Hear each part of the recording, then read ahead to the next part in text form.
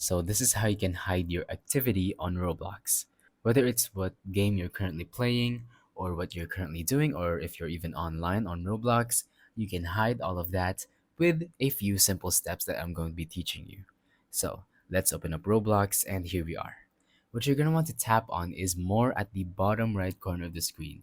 Notice how there's home, charts, avatar, and party. You're going to want to tap on more at the most right, and then scroll down until you find settings.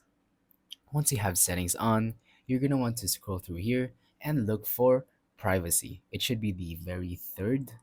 And once we're here, we're going to want to go to tap on visibility and private servers. So once again, tap on visibility, and here we are. When you restrict one of these settings, other related settings may also be restricted. So you have to choose carefully.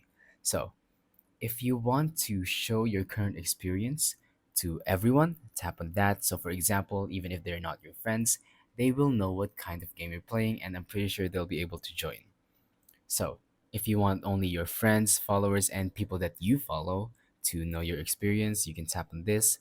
And if you want your friends and people that you follow, tap on the middle one. And if you want only your friends, you can tap on this one. But if you want no one at all to see what game you're playing, to see if you're online, you can tap on no one.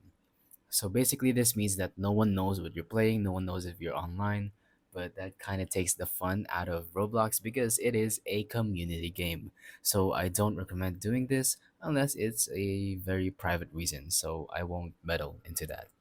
But basically, you could even share activity updates. So down here, you can turn this off if you want to, or turn it on. Share activity updates. Allow friends to receive updates about your recent activity and experiences. So if you want to turn that on, you could do so as well.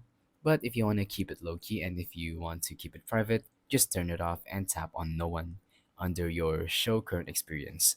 So that's about it for this video. Thank you for watching.